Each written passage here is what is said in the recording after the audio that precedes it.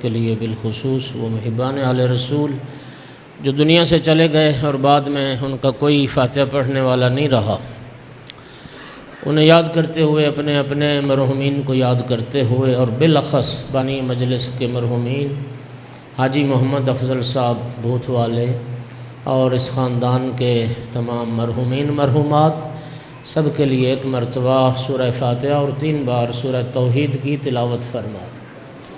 اعوذ باللہ من الشیطان الرجیم، بسم اللہ الرحمن الرحیم، الحمد للہ رب العالمین الرحمن الرحیم مالک یوم الدین، ایاک نعبد و ایاک نستعین، اہدنا الصراط المستقیم، صراط الذین انعمت علیہم غیر المغضوب علیہم ولا الضالین۔ بسم اللہ الرحمن الرحیم، قل هو اللہ احد اللہ الصمد، لم یلد ولم یولد ولم یکن له کفوا احد۔ بسم اللہ الرحمن الرحیم، قل هو اللہ احد اللہ الصمد، لم یلد ولم یولد ولم یکن له کفوا احد۔ بسم اللہ الرحمن الرحیم، قل هو اللہ احد اللہ الصمد، لم یلد ولم یولد ولم یکن له کفوا احد۔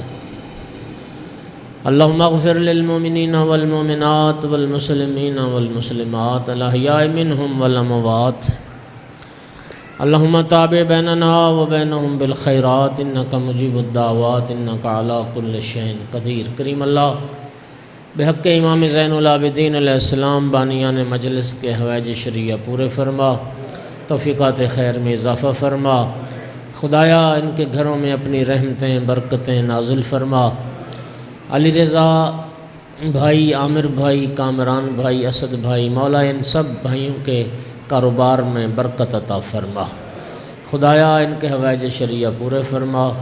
جتنے عزادار مومنین مومنات تشریف فرمائے مولا سب کی حاجات کو پورا فرما، بیمار مومنین کو شفاء کاملہ عطا فرما، بے اولاد مومنین کو نیک اولاد عطا فرما، تنگ دست مومنین کو وسیع حلال رزق نصیب فرما، ہمارا خاتمہ بالایمان فرما، مولا سجاد کے صدقے ہمارے گناہ معاف فرما، تمام عزاداروں کی حاجات کو پورا فرما، جب تک زندگی رہے معرفت کے ساتھ بار بار والی کربلا کی زیارت نصیب فرما، مر جائیں تو شفاعت نصیب فرما، دنیا میں کسی مومن کو کسی کمینے کا محتاج نہ فرما، امام صاحب العصر علیہ السلام کے ظہور میں تعجیل فرما، دنیا میں امام سجاد علیہ السلام کی زیارت، آخرت میں شفاعت نصیب فرما۔ ربنا تقبل منا انک انت السمیع العلیم وتب علینا فانک انت التواب الرحیم بجاہ محمد وآلہ الطاہرین۔ تمام دعاؤں کی قبولیت کے لیے بلند صلوات۔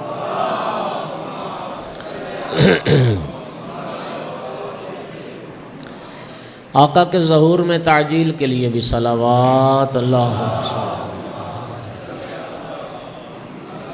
اعوذ باللہ من الشیطان اللعین الرجیم، بسم اللہ الرحمن الرحیم، الحمد للہ رب العالمین والعاقبۃ للمتقین والجنۃ للمؤمنین والنار للمنافقین، الحمد للہ الذی جعلنا من المتمسکین ولایت علی ابن ابی طالب و اولادہ المعصومین،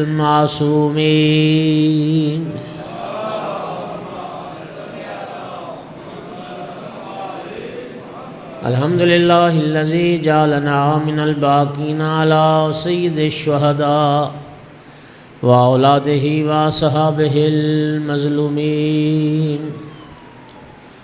الصلاۃ والسلام والتحیۃ والاکرام علی رسولہ الکریم شفیع المذنبین انیس الغریبین رحمۃ للعالمین، اعنی العبد المؤید الرسول المسدد المحمود الاحمد المصطفى الامجد ابا القاسم محمد،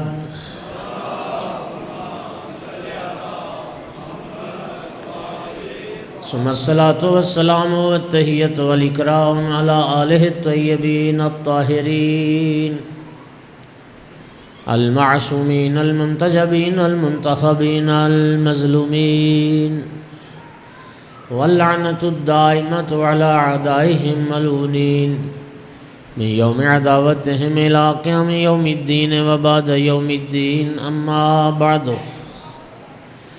فقال سبحانه وتعالى في كتابه المجيد: بسم الله الرحمن الرحيم.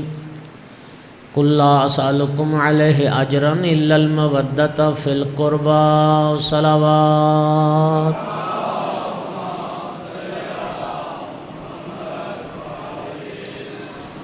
مومنین کرام، آیت مودت قرآن پاک کی واحد آیت ہے جس میں اللہ رب العزت نے پیغمبر کے قرابت داروں کی مودت کو فریضہ قرار دیا ہے، اور پیغمبر کے قرابت داروں کی مودت کو اجر رسالت کے طور پر طلب فرمایا ہے۔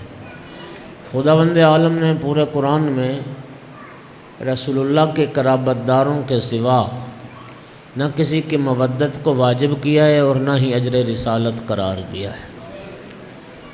سامعین گرامی، اس لیے نبی کریم فرماتے تھے: لکل شیء اساس و اساس الاسلام حبی و حب اہل بیتی۔ ہر شے کی کوئی نہ کوئی بنیاد ہوتی ہے، دین اسلام کی بنیاد میری اور میرے اہل بیت کی محبت ہے۔ جس بنیاد پر سارے اسلام کی عمارت قائم ہے، اس بنیاد کا نام ہے محبت محمد و آل محمد صلی اللہ علیہ وسلم۔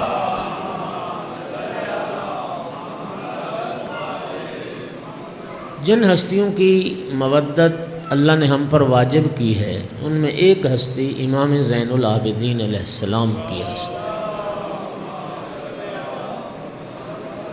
احباب، آپ جانتے ہیں کہ آقا کا نام مبارک علی ہے، لیکن آقا کے القاب بہت سارے ہیں، اور آپ کے علم میں یہ بات بھی ہے کہ اللہ نے امام حسین علیہ السلام کو جتنے بیٹے عطا فرمائے، مولا حسین علیہ السلام نے ہر بیٹے کا نام علی رکھا، اور جتنی بیٹیاں اللہ نے مولا حسین علیہ السلام کو عطا کیں، آقا نے ہر بیٹی کا نام فاطمہ رکھا۔ یہ اکبر، اوسط، اصغر یہ امتیاز کے لیے تھا، ورنہ ہر بیٹے کا نام علی ہے، اور یہ کبریٰ، صغریٰ، سکینہ یہ بھی امتیاز کے لیے، ورنہ ہر بیٹی کا نام فاطمہ ہے۔ امام سجاد علیہ السلام اسیر کی حیثیت سے جب یہ قافلہ آل محمد کا لٹا ہوا قافلہ جب شام پہنچا اور امام سجاد علیہ السلام کو یزید کے دربار میں لایا گیا، تو یزید ملعون نے تعارف پوچھا کہ قیدی تم اپنا تعارف کرواؤ، تم کون ہو؟ میرے آقا نے فرمایا: انا علی بن الحسین، میں حسین کا بیٹا علی ہوں۔ یزید کہنے لگا: میں نے سنا حسین کا بیٹا علی کربلا میں مارا گیا۔ فرمایا: وہ میرے بھائی علی اکبر تھے، اللہ نے جنہیں مقام و مرتبہ شہادت عطا فرمایا۔ یزید طنز کر کے کہنے لگا: جو کربلا میں مارے گئے وہ بھی علی، تم بھی علی، کیا تمہارے بابا کو کوئی اور نام نہیں ملا کہ ہر بیٹے کا نام علی رکھا؟ مولا سجاد علیہ السلام نے فرمایا: یزید سن، تیرا باپ معاویہ یہ چاہتا تھا کہ میرے دادا علی کا نام دنیا سے مٹ جائے، میرے بابا حسین نے ہر بیٹے کا نام علی رکھا تاکہ نام علی دنیا میں زندہ باد ہو۔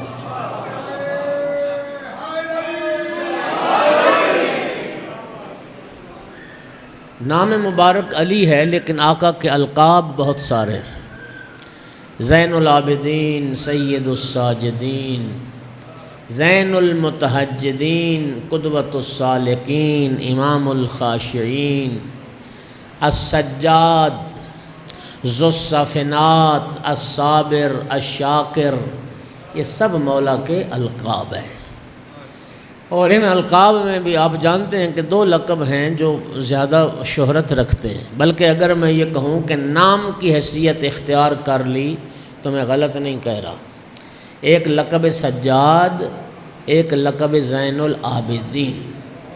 یعنی عین ممکن ہے آپ کسی شیعہ بچے سے پوچھیں کہ آپ کے چوتھے امام کا نام کیا ہے، اور وہ کہے کہ امام سجاد علیہ السلام، یا کہے کہ امام زین العابدین علیہ السلام۔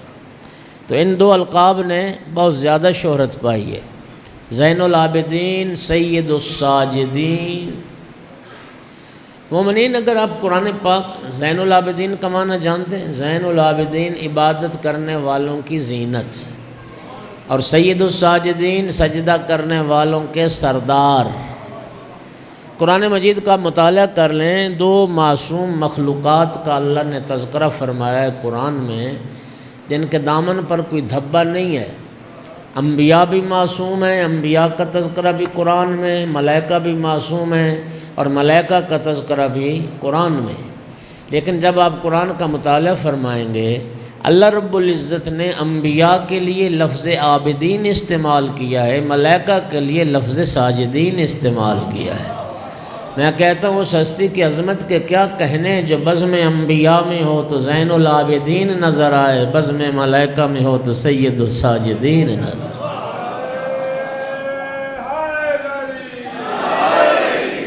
مومنین، یوں تو ہر امام معصوم ہر صفت کمال میں تمام اہل زمانہ سے افضل ہوتا ہے، لیکن چند صفات ایسی ہیں کہ جن کی تجلی امام سجاد علیہ السلام کی زندگی میں سب سے زیادہ ہے۔ ان میں پہلی یہ صفت عبادت ہے، عبادت۔ مومنین، آیت اللہ کاشف الغطاء ایک نجف اشرف میں مجتہد گزرے ہیں، ان کی قبر مبارک بھی نجف اشرف میں ہے۔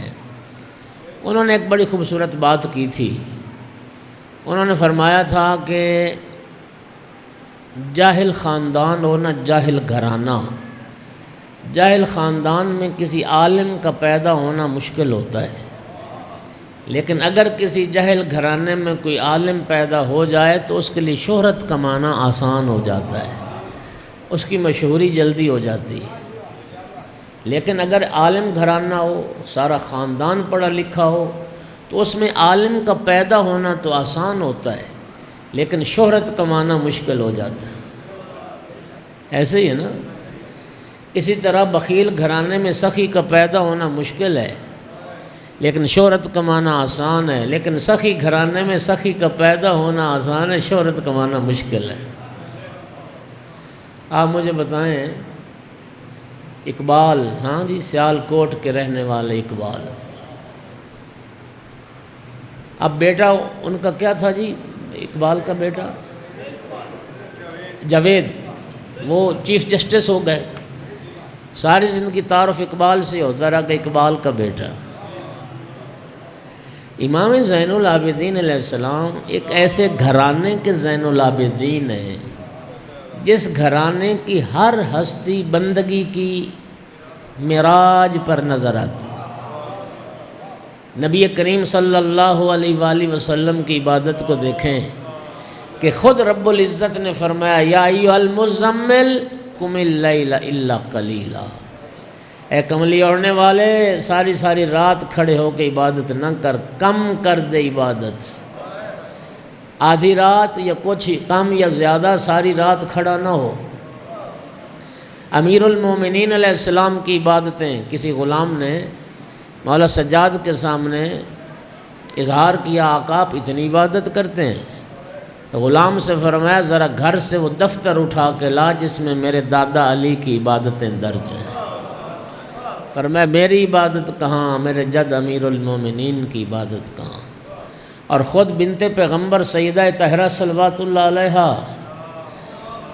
امام حسن مجتبی علیہ السلام فرماتے ہیں کہ میں اپنی والدہ گرامی کو دیکھا کرتا تھا، اللہ کے حضور مصلی عبادت پر اتنی دیر کھڑی رہتی تھی میری ماں، حتی تتورم قدماہا، میری ماں کے پاؤں پر ورم آ جاتے تھے۔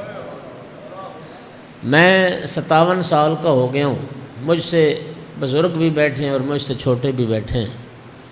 یقین کیجئے ہماری زندگی میں تو ایک دن بھی ایسا نہ آیا کہ کثرت عبادت یا لمبے قیام کی وجہ سے ہمارے پاؤں پر ورم آئے۔ کتنی عبادت کرتی ہوں گی سیدہ طاہرہ صلوات اللہ علیہا، 18 سال نوجوانی کا عالم، اور امام حسن علیہ السلام فرماتے ہیں میری ماں کے پاؤں پر ورم آ جاتے تھے۔ پھر امام حسن مجتبی علیہ السلام کی عبادت اغیار نے لکھا، اعبد الناس فی زمانہ، امام حسن علیہ السلام کے زمانے میں امام حسن علیہ السلام سے بڑھ کر کوئی عبادت گزار نہیں تھا۔ اور پھر مولا حسین علیہ السلام کی عبادت۔ سامعین گرامی، اتنے بڑے عبادت گزار گھرانے میں آ کر زین العابدین کا لقب پایا، سید الساجدین کا لقب پایا۔ دنیا کے امام عابد ہوں گے، آپ کے امام زین العابدین۔ دنیا کے امام ساجد ہوں گے، آپ کا امام سید الساجد۔ اور سامعین گرامی، سجاد کثرت سے سجدہ کرنے والا۔ سجاد کا معنی کثرت سے سجدہ کرنا۔ غلام روایت کرتا ہے، آقا آبادی سے نکلے مدینہ سے باہر، میں آقا کے پیچھے پیچھے چلا اور ایک پتھر پر پھر امام نے جا کے پیشانی رکھی اور سجدہ شروع ہوا اور اس ذکر کو پڑھنا شروع کیا، لا الہ الا اللہ حقا حقا، لا الہ الا اللہ عبودیتا و رقا، لا الہ الا اللہ ایمانا و تصدیقا۔ غلام کہتا ہے میں نے ذکر کو گننا شروع کیا تو 1000 مرتبہ ایک سجدے میں امام نے یہ ذکر پڑھا۔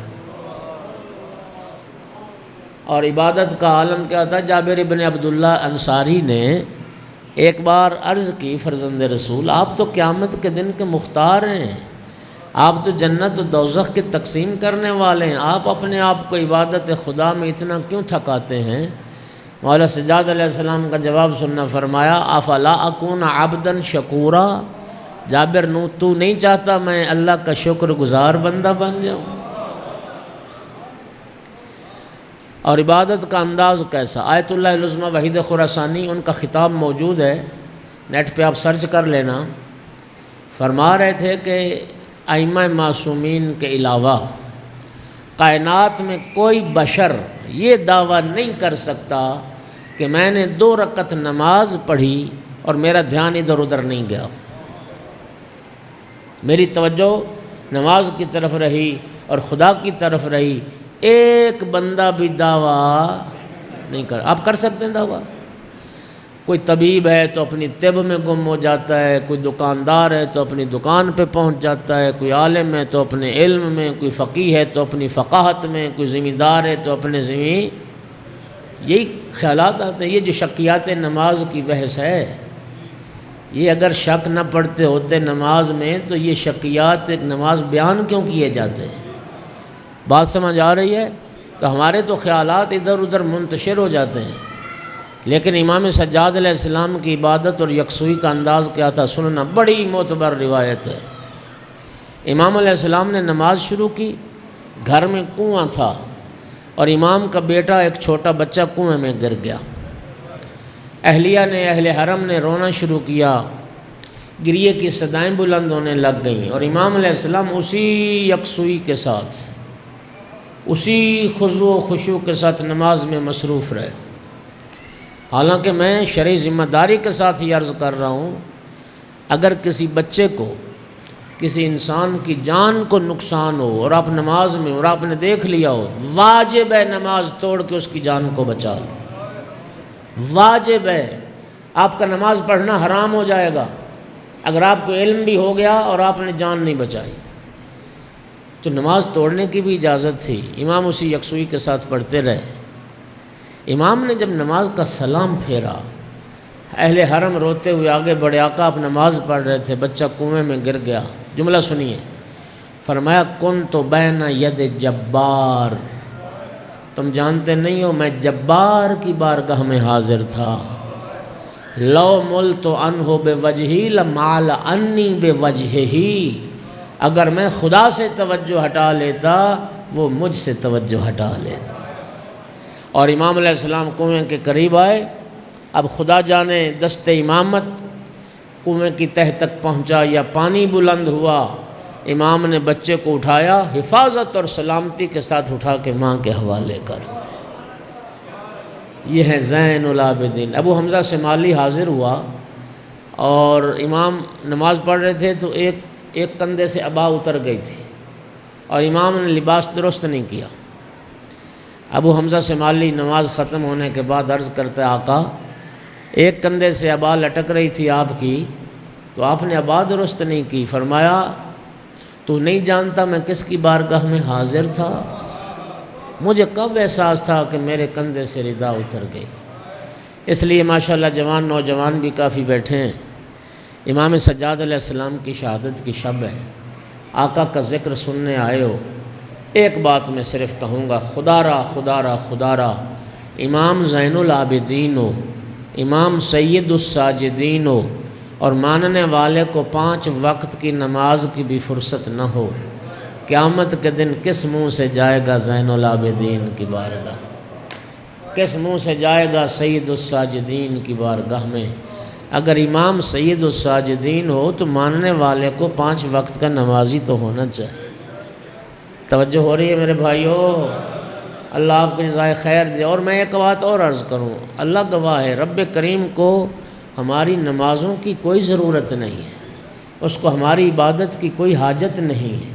نہج البلاغہ میں صفات متقین پر جو خطبہ ہے مولا امیر المومنین علیہ السلام کا، اس کا پہلا جملہ یہ ہے، الحمدللہ الذی خلق الخلق حین خلقہم غنیا عن طاعتہم۔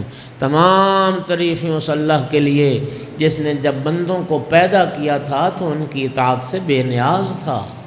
خدا نے ہمیں اس لیے خلق نہیں کیا کہ اللہ کو ہماری بندگی کی ضرورت ہے۔ نہج البلاغہ میں امیر المومنین کا جملہ ہے، اطاعت کرنے والوں کی اطاعت خدا کو فائدہ نہیں پہنچا سکتی، اور نافرمانی کرنے والوں کی نافرمانی خدا کو نقصان نہیں پہنچا سکتی۔ تیری میری عبادت اللہ کو ضرورت نہیں، ہمیں ضرورت ہے، ہمیں ضرورت ہے، اور کوشش کریں کہ ہم طاغی نہ بنیں، باغی نہ بنیں۔ آیت اللہ قاشی نجف اشرف میں ایک مجتہد گزرے، تو مولا امیر المومنین علیہ السلام کے حرم میں تھے، تو ایک دکاندار آیا اور اس نے جلدی جلدی نماز پڑھی جیسے ہم پڑھتے ہیں، جلدی جلدی رکوع سجود کیا، تو وہ آیت اللہ قاشی دیکھ رہے تھے۔ جب نماز پڑھ کے نکلنے لگا تو انہوں نے بلایا، انہوں نے فرمایا کہ کیا کر رہے تھے تم؟ سمجھ آ گئی کہ آج آغا نے مجھے نماز پڑھتے دیکھ لیا ہے۔ یہ نماز پڑھ رہے تھے؟ آغا نہیں۔ کیا کر رہے تھے؟ آغا میں نماز کہاں، میں تو صرف حاضری لگوانے آتا ہوں تاکہ اللہ کا باغی نہ بنوں، خدا کے حکم کی بغاوت نہ کروں، میں تو حاضری لگانے آتا ہوں۔ یقین کریں اس جملے نے اس فقیہ کے دل پر اثر کیا، اور فرمانے لگے کہ یہ تو معرفت سے مجھ سے بھی آگے ہے۔ انسان بس یہ کوشش کرے کہ انسان باغی نہ بنے، ورنہ رب کو تیری میری ان للی لنگڑی عبادتوں کی کیا ضرورت ہے۔ میں ایک بات اور عرض کروں گا، اور جرأت کے ساتھ کروں گا، جو لوگ ہاتھ میں کڑی پہن کے سمجھتے ہیں کہ ہم مولا سجاد علیہ السلام کی سنت پر عمل کر رہے ہیں، او بھائیو، کبھی مصلی عبادت پر رب کی بارگاہ میں سجدہ کر کے سید سجاد کی شبیہ بن جا، کبھی نماز پڑھ کے بھی مولا سجاد کی شبیہ بن جا۔ اور یاد رکھنا، یہ نبی کریم کی حدیث ہے کہ من تشبہ بقوم فہو منہم، جس قوم کی شباہت اختیار کرو گے اللہ تمہیں اسی قوم سے مشہور کرے گا، اسی قوم سے تم اٹھائے جاؤ گے۔ اسی روایت کی بنیاد پر ہمارے فقہا نے یہ فتویٰ دیا، ایک مومن کے لیے کسی کافر کی شبیہ بننا جائز نہیں ہے۔ عیسائی صلیب پہنتے ہیں، ایک مومن کے لیے جائز نہیں ہے کہ وہ صلیب پہنے اور خود کو عیسائیوں کے مشابہ بنائے۔ اسی طرح اگر ہندوؤں کی کوئی نشانیاں ہیں اور سکھوں کی کوئی علامات ہیں، ایک مومن کے لیے جائز نہیں کہ وہ ان علامات اور ان نشانیوں کو اپنے لیے اختیار کرے۔ ہندو عورتیں پردہ نہیں کرتی، ایک کنیز زہرا کے لیے جائز نہیں ہے کہ وہ برہنہ سر ہو کے بازاروں میں آئے۔ توجہ ہو رہی حضرات؟ میں اسی روایت کی بنیاد پر عرض کیا کرتا ہوں، اللہ کریم جانتا ہے میں کیسی نماز پڑھ پاؤں گا، محمد و آل محمد جانتے ہیں میں کیسی نماز پڑھ پاؤں گا۔ جیسے بھی پڑھ سکتے ہو وضو کر کے مصلی عبادت پر قبلہ رخ کھڑے ہو کے تکبیرۃ الاحرام کہہ کے تم نمازیوں کی شبیہ بن جاؤ، اللہ تمہیں نمازیوں میں سے مشہور فرمائے۔ صلوات پڑھ دو محمد و آل محمد۔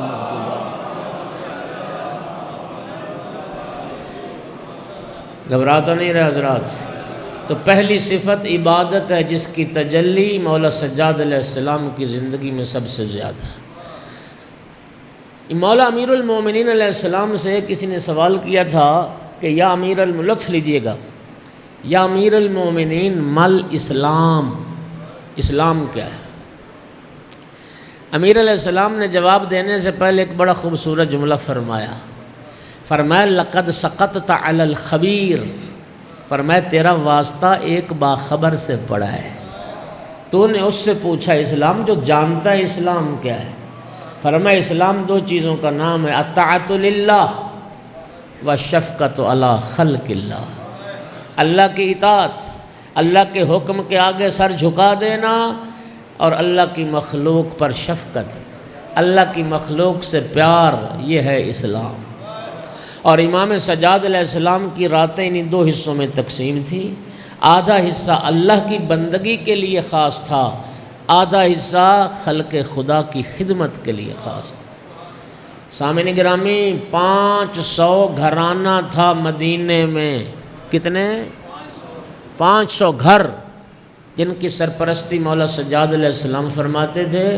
ان گھروں میں بیوائیں رہتی تھیں، ان گھروں میں یتیم بچے رہتے تھے، ان گھروں میں فقراء اور مساکین رہتے تھے، جن کی سرپرستی مولا سجاد علیہ السلام فرماتے تھے۔ اور انداز کیا ہوتا تھا؟ رات کی تاریکی میں مولا سجاد نے چہرہ چھپایا ہوتا تھا اور پشت پہ اناج کی بوریاں اٹھا اٹھا کے لے جانا اور فقراء اور مساکین کے دروازوں تک پہنچا کے آنا۔ ایک رات کسی چاہنے والے نے امام کو پہچان لیا اور عرض کی کہ فرزند رسول آپ کیوں تکلیف کرتے ہیں، مجھے حکم کریں، یہ بوجھ آپ نے جو اٹھایا ہے میں چھوڑ آتا ہوں، کہاں چھوڑ کے آنا ہے؟ مولا سجاد کا جملہ سنی، فرمایا یہ بتا قیامت کے دن میری جگہ پر تو پل صراط سے گزرے گا یا میں گزروں گا؟ اور عرض کی آقا رات کا وقت ہے، آپ نے چہرہ کیوں چھپا رکھا ہے؟ فرمایا میرے جد رسول اللہ نے فرمایا ہے ان صدقۃ سر تطفئ غضب الرب، چھپا کر صدقہ دینے سے اللہ کے غضب کی آگ بجھ جاتی ہے۔ چھپا کر صدقہ دینے سے دائیں ہاتھ سے دو اور بائیں کو پتہ نہ چلے۔ لیکن معاف کرنا مومنین، آج کل تو پھر ریاکاری کا دور ہے جی۔ وہ آج کل وہ کسی ایک بیوہ کو دینا ہونا جی تھیلا آٹے کا، پہلے فوٹو سیشن ہوتا ہے، تصویریں بنتی ہیں، پھر وہ میڈیا پر اپلوڈ ہوتی ہیں، اور خدا کی قسم یہ اس فقیر کی مستحق کی یہ مدد نہیں ہو رہی، یہ توہین ہو رہی ہے، توہین۔ اس کی عزت نفس کو پامال کر رہے ہو، اس کی عزت نفس کو خراب کر رہے ہو۔ اسلام کہتا ہے دائیں ہاتھ سے دو، بائیں کو پتہ نہ چلے۔ امام سجاد علیہ السلام رات کی تاریکی میں بھی چہرہ چھپایا ہوتا تھا۔ دیکھو کتنا فاصلہ ہے ہمارے طریقے میں اور مولا سجاد علیہ السلام کے طریقے میں۔ چہرہ چھپایا ہوتا تھا۔ اور اگلا جملہ خدا کی قسم، یہ تاریخ کا جملہ ذمہ داری سے پڑھ رہا ہوں، واقعہ کربلا کے بعد 35 سال رہے، 35 سال فقراء اور یتامہ اور مساکین کی خدمت کرتے رہے۔ کہ کتنی عجیب بات ہے کہ اتنے عرصے میں ان فقراء اور یتامہ اور مساکین اور بیوگان کو یہ پتہ ہی نہیں چل سکا کہ ہماری ضروریات زندگی فراہم کرنے والا ہے کون۔ امام سجاد علیہ السلام کی شہادت کے بعد ان لوگوں پر کشف ہوا کہ یہ فرزند رسول امام زین العابدین علیہ السلام تھے جو ہماری ضروریات کو پورا کرتے تھے۔ اور بھائی نیکی کر کے ایک صلوات پڑھیے ذرا سارے حضرات۔ صدقہ جو دو نا، صدقہ کوئی خیرات، اس کی تصویریں مت بناؤ، اس کو سوشل میڈیا پہ مت ڈالو۔ اللہ تیری نیتوں کو بھی جانتا ہے، تیرے دل میں پیدا ہونے والے ارادوں سے بھی واقف ہے۔ اور بھائی جس کو دکھا رہے ہو، شریعت اس کو دکھانے سے منع کرتی ہے، اور وہ جو دیکھ رہا ہے اس کو تو دکھانے کی ضرورت ہی نہیں ہے۔ وہ تو اللہ تعالیٰ نیات سے واقف ہے یا نہیں؟ اللہ تعالیٰ ارادوں کو جانتا ہے یا نہیں؟ وہ تیری نیت سے واقف ہے۔ تو بھائی حدیث میں آتا ہے کہ یہ جو صدقہ دو بتعجیل ہی و تستطیر ہی و تعظیم ہی، ایک تو صدقہ جو دینا ہے نا، اس کو کبھی زیادہ نہ سمجھو، معمولی سمجھو۔ اور دوسرا جو دینا ہے اس میں جلدی کرو، فقیر سائل مستحق کو چکر نہ لگواؤ، کل آنا اور پرسوں آنا اور ہفتے کے آخر میں آنا اور مہینے کے شروع میں آنا، نہ، جو دینا ہے فوری دے دو۔ وبتصغیری، اور جو دے رہے ہو اس کو زیادہ نہ سمجھو۔ اور تیسرا فرمایا کہ اس فقیر کی اہانت اور توہین نہ کرو، اس کی رسوائی کا سبب نہ بنو۔ صلوات پڑھ دو سارے حضرات بلند آواز۔ اچھا، اب پتہ نہیں آپ جوانوں کے ذہن میں یہ بات آئی یا نہیں، میں نے جب روایت پڑھی تھی نا تو فوراً میرے ذہن میں یہ سوال آیا تھا کہ مدینے میں 500 گھرانہ، اتنے بیوائیں اور اتنے یتیم اور اتنے فقیر کہاں سے آ گئے مدینے میں؟ جاؤ تحقیق کرو میری بات کی۔ یہ یتیم بچے اور بیوہ عورتیں یہ واقعہ حرہ کے بعد وجود میں آئے۔ یزید ملعون نے اپنے دور اقتدار میں 3 بہت بڑے ظلم کیے: اولاد رسول کا قتل، پھر مدینہ کو تاخت و تاراج کیا جس کو تاریخ واقعہ حرہ کے نام سے یاد کرتی ہے۔ جوان بیٹھو، ابھی آپ گوگل پہ جا کے سرچ کرو واقعہ حرہ، ساری تفصیل نکل آئے گی۔ اور تیسرا جو ظلم ہوا وہ حرم الہی پر، خانہ کعبہ پر سنگباری ہوئی، غلاف کعبہ کو جلا دیا گیا اور دیواریں خانہ کعبہ کی ان پر وہ منجنیق سے گولے داغے گئے۔ سامعین گرامی، یہ 3 بہت بڑے ظلم ہیں یا نہیں؟ بولو، ان سے بڑھ کر کوئی ظلم ہو سکتا ہے؟ اولاد رسول کا قتل، نبی زادیوں کو قیدی بنایا، کوچہ بو کوچہ دیار بدیار پھرایا گیا، اور پھر حرم رسول کی بے حرمتی۔ جب سے سرکار نے مسجد نبوی کی بنیاد رکھی، یہ پہلی مرتبہ ہوا کہ یزید نے مسلم ابن عقبہ کی سربراہی میں حملہ کروایا، اور پہلی مرتبہ ایسا ہوا کہ 3 دن تک مسجد نبوی سے نہ اذان آئی ہے اور 3 دن تک نہ مسجد نبوی میں نماز ہوئی ہے نہ جماعت ہوئی ہے۔ اہل سنت کے محدثین نے البتہ ایک بات لکھی ہے کہ ان 3 دنوں میں جب مسجد نبوی میں اذان پر پابندی ہو گئی تھی اور نماز نہیں ہو سکی، یزیدی افواج مسلط تھیں۔ راوی کہتا ہے، راوی قبر پیغمبر سے اذان کی آواز آتی تھی، رسول اللہ کی قبر اطہر سے اذان کی آواز آتی تھی۔ یہ ریاض الجنہ مسجد نبوی میں خچر باندھے گئے، گھوڑے باندھے گئے، اور بول و براز ان جانوروں کا، اور کتنا عرصہ بعد میں بدبو اٹھتی رہی۔ مدینہ 3 دن تک یزیدی افواج کے لیے مدینہ مباح کر دیا گیا۔ مدینے کے لوگوں کا مال، مدینے کے لوگوں کی جان اور مدینے کے لوگوں کی عزت ناموس یزیدی افواج کے لیے مباح کر دی گئی۔ صحابہ کرام پانی کی طرح خون بہایا گیا، پانی کی طرح۔ اور سامعین گرامی، 1000 کنواری بچی صحابہ کرام کی حاملہ ہوئی واقعہ حرہ کے بعد، اور لوگوں کے اموال لوٹ لیے گئے۔ اس واقعہ حرہ کے بعد اب مجھے بتائیے، یہ جو 3 کام یزید نے کیے، یہ ظلم ہے یا نہیں؟ اور قرآن پاک میں اللہ نے ظالم پر لعنت کی ہے یا نہیں؟ خدا کی قسم کلیجہ نہیں پھٹتا؟ کلمہ رسول کا پڑھتا اور یزید کا دفاع کرتا ہو، کلمہ رسول کا پڑھتا اور کہے بدبخت کہ یزید پر لعنت کرنا جائز نہیں ہے۔ اور بھائی، ظالم پر تو خدا نے لعنت کی، ظالم پر تو قرآن نے لعنت کی۔ اور سامعین گرامی، فریقین کے ہاں حدیث ہے، میں بڑی ذمہ داری سے پڑھ رہا ہوں، سن لو۔ رسول اللہ نے یہ بھی فرمایا، من تعصم ان یلعن من لعنہ اللہ فعلیہ لعنت اللہ، جس پر خدا نے لعنت کی ہو اس پر لعنت کرنے کو جو گناہ سمجھے اس پر بھی اللہ کی لعنت ہے۔ یزید ملعون پر لعنت، یزید پر لعنت، جو لعنت نہ کرے اس پر بھی لعنت۔ صلوات پڑھ دو محمد و آل محمد۔ یزید کے دفاع کرنے والے سامعین گرامی، اللہ آپ کو جزائے خیر عطا فرمائے۔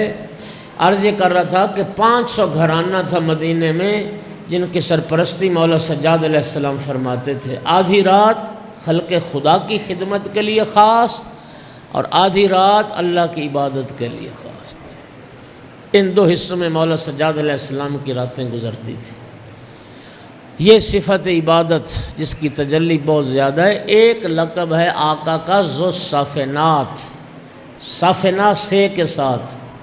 یہ جو اعضائے سجدہ پر گٹھے پڑ جاتے ہیں انہیں کہتے ہیں صافنہ عربی میں۔ ذو الصافنات کا معنی کیا ہوا؟ گٹھوں والا۔ اتنے لمبے سجدے کرتے تھے اور اتنے کثرت سے سجدے کرتے تھے، امام سجاد علیہ السلام کی پیشانی مبارک زانو شتر کی طرح سخت ہو گئی تھی، جیسے اونٹ کا گھٹنا ہوتا ہے نا، یوں امام سجاد علیہ السلام کی پیشانی ہو گئی تھی۔ سال میں 2 بار پیشانی سے جلد کٹواتے تھے، اور جو جلد اترتی تھی اس کو ایک تھیلی میں بند کر کے رکھتے تھے، اور جب شہادت کا وقت قریب آیا امام محمد باقر علیہ السلام کو وصیت فرمائی، بیٹا جب مجھے دفن کرنا یہ تھیلی میرے ساتھ دفن کرنا، اس تھیلی میں میرے سجدوں کے آثار، اس تھیلی میں میرے سجدوں کے۔ اتنی عبادت کر کے، سننا اتنی عبادت کر کے بارگاہ رب العزت میں عرض کیا کرتے ہیں، الہی ما عبدتک حق عبادتک، میرا اللہ جو تیری عبادت کا حق ہے وہ سجاد ادا نہ کر سکا، تیری بندگی کا حق ہم سے ادا نہ ہو سکا۔ صرف اتنی التماس ہے، امام زین العابدین ہو تو تیری نماز پنجگانہ فریضہ قضا نہ ہونے پائے، اللہ توفیق بندگی عطا فرمائے۔ اب اگر اجازت دیں تو چونکہ وقت کافی ہو گیا ہے، میں اس وقت مولا سجاد علیہ السلام کی عظمت کے قصیدے کے چند اشعار سناتا ہوں۔ آپ ایک صلوات پڑھو ذرا سارے حضرات بولا۔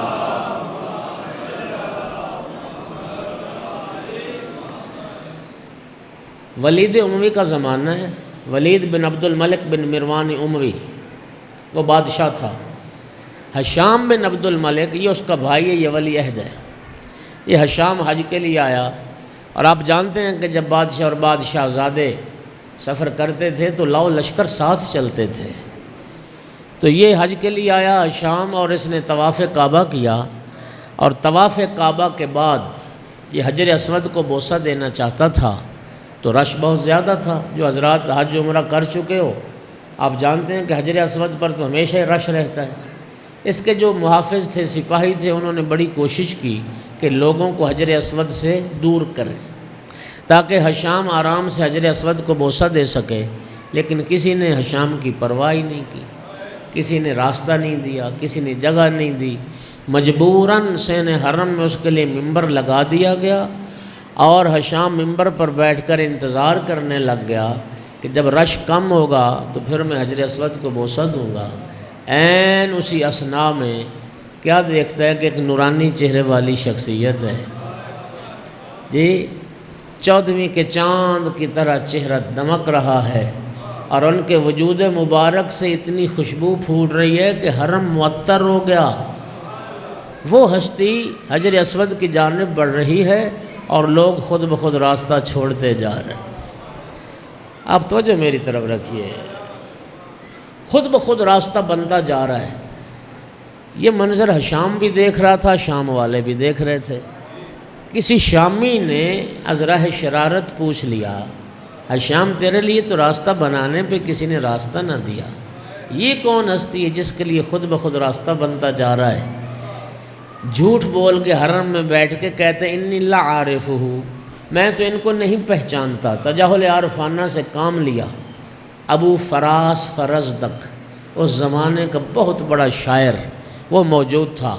جب اس نے سنا نا کہ حرم میں بیٹھ کے جھوٹ بول رہا ہے اور غلط بیانی کر رہا ہے، پھر اس نے ایمان سے جان کی بازی لگا دی، اور حشام کو خطاب کر کے کہتا ہے حشام سن، جس سے تو جاہل ہے میں تجھے تعارف کرواتا ہوں یہ کون ہے۔ فی البدی قصیدہ پڑھا، ھذا الذی تعرف البتہ وطاعتہ والبیت یعرفہ والحل والحرم۔ حشام یہ وہ ہستی ہے مکہ کی سرزمین جس کے قدموں کی آہٹ کو پہچانتی ہے۔ والبیت یعرفہ والحل والحرم، یہ کعبہ بھی ان کو پہچانتا ہے، یہ حل اور حرم کی ساری زمین ان کو پہچانتی ہے۔ ھذا ابن فاطمہ ان کنت جاہلہ، بجدہ انبیاء اللہ قد ختم، ہشام جس سے تو جاہل ہے یہ فاطمہ زہرا کا لال ہے۔ دیکھو میری بات سنو، اگر تو تم داد دیتے ہو نا قصیدے پہ تو پھر آج مجھے بھی داد دینی ہوگی۔ مجھے داد نہیں دو گے نا میں یہ نتیجہ نکالوں گا تم بھی سروں پہ مرتے ہو، قصیدے والی بات کوئی نہیں ہوتی۔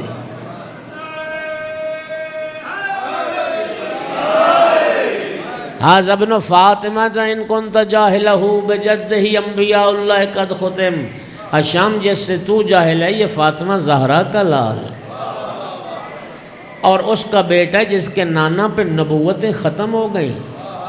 لیس قولک من ھذا بظاہرہ العرب تعرف من انکرت والعجم، ہشام تیرا یہ کہنا کہ میں انہیں نہیں پہچانتا، یہ کہنے سے انہیں کیا نقصان ہو سکتا؟ جس سے تو جاہل ہے سارا عرب انہیں جانتا ہے، سارا عجم انہیں جانتا ہے۔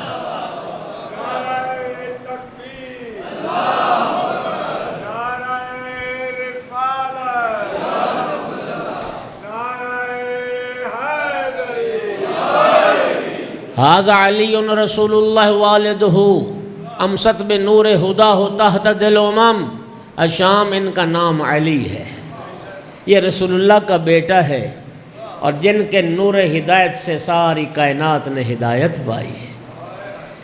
شعر سنیے، من معشر حبہم دین و بغضہم کفر و قربہم ملجا و معتصم۔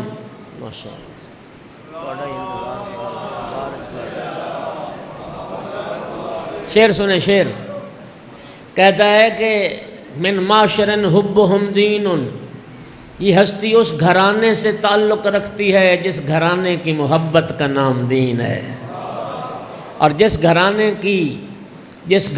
کے بغض کا نام کفر ہے، اور جس گھرانے کی قربتی جہنم سے بچانے والی ہے۔ ھذا ابن سیدۃ النسوان فاطمہ وابن الوصی الذی فی سیفہ سقم، یہ سیدۃ النساء فاطمہ زہرا کا لال ہے اور اس وصی رسول کا بیٹا جس کی تلوار میں دشمنوں کے لیے عذاب بھرا ہوا تھا۔ اور شعر سننا، ینمی الی ذروۃ الذلۃ کثرت ان نیلھا عرب الاسلام والعجم، یہ ہستی عزت کی اس بلندی پر پہنچی جس بلندی پر نہ کوئی عرب جا سکا نہ کوئی عجم جا سکا۔ اچھا، چند اشعار اس نے پڑھے جس میں امام کی سیرت کو بیان کیا۔ کہتا ہے کہ سنیے، یغزی حیان و یغزم من محابت ہی فما یکلم الا حین یبتسم، ہشام یہ ہستی اپنے حیا کی وجہ سے نظریں جھکا کے رکھتی ہے، لیکن لوگوں کی نظریں ان کی ہیبت کی وجہ سے جھکی رہتی ہیں۔ ان کی ہیبت کا یہ عالم ہے کہ جب تک ان کے چہرے پہ مسکراہٹ نہ ہو کوئی ان سے کلام کی جرت نہیں کرتا ہے۔ لا یستطیع جواد بعد غایتہم ولا یدانیہم قوم اذا کرم، ہشام دنیا کا بڑے سے بڑا سخی بھی ان کی سخاوت کا مقابلہ نہیں کر سکتا جب یہ ہستی کرم کرنے پہ تل جاتی ہے۔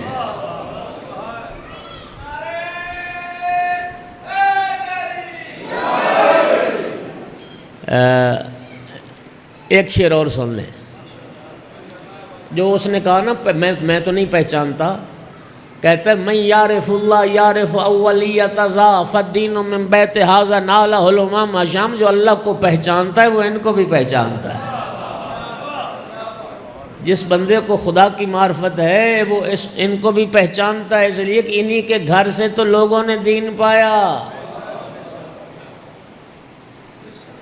لیکن اب میں نے آخری وہ 2 شعر سنانے لگا ہوں جو مجھے سب سے زیادہ پسند ہے۔ میں کہتا ہوں حاصل ایک قصیدہ شعر ہے، ما قال لا قط الا فی تشہد، عربی میں انکار کے لیے لا استعمال ہوتا ہے، ایسے ہی ہے، اور ہاں کہنے کے لیے نعم کہتے ہیں۔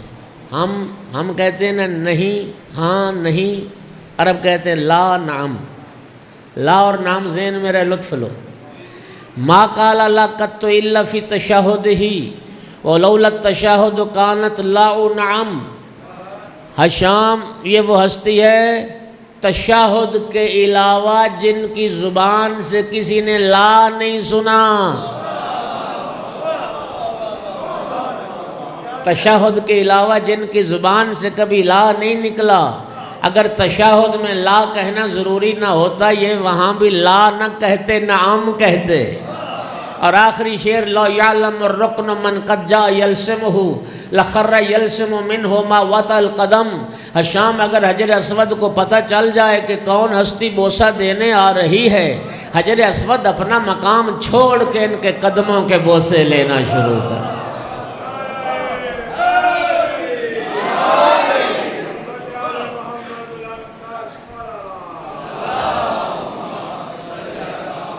حجر اسود اپنا مقام چھوڑ کے ان کے نشان پاک کو چومنے لگ جائے۔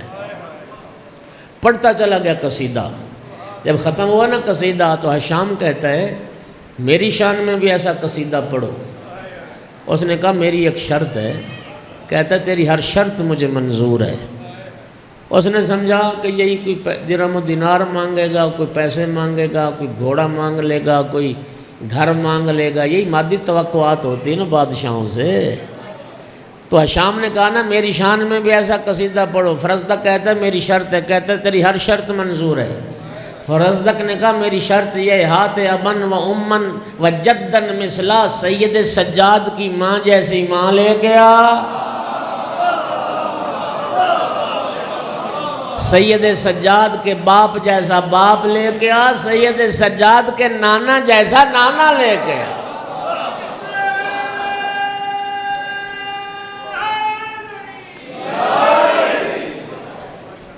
بس اللہ کریم جزائے خیر دے، چونکہ وقت کافی ہو گئے، 11:30 ہو گئے۔ ایک جملہ صرف ذکر مصیبت کا۔ میرے بعد میرے محترم بھائی ترابی صاحب تشریف فرمائیں۔ الحمدللہ مصائب کے حوالے سے ان کا ایک نام ہے، تو وہ آقا کی شہادت سنائیں گے اور جی بھر کے آپ پرسہ دیں گے۔ ایک جملہ تبرکاً ذکر مصیبت کا پڑھوں گا۔ آپ جانتے ہیں کہ جنگ خیبر یہودیوں کے ساتھ جنگ تھی، اور خیبر میں جو یہودی رہتے تھے ان کا سردار تھا حیی بن اخطب۔ یہ جتنے یہودی پہلوان تھے مرہ بنتر حارث، یہ سارے مولا علی علیہ السلام کے ہاتھوں واصل جہنم ہوئے، اور یہ 2-4 یہودی نہیں مرے، 950 یہودی قتل ہوا خیبر میں۔ مولا علی علیہ السلام خیبر کے فاتح ٹھہرے۔ یہودی پہلوان مارے گئے تو یہودی عورتیں قید کر لی گئیں، کنیزیں بنا لی گئیں۔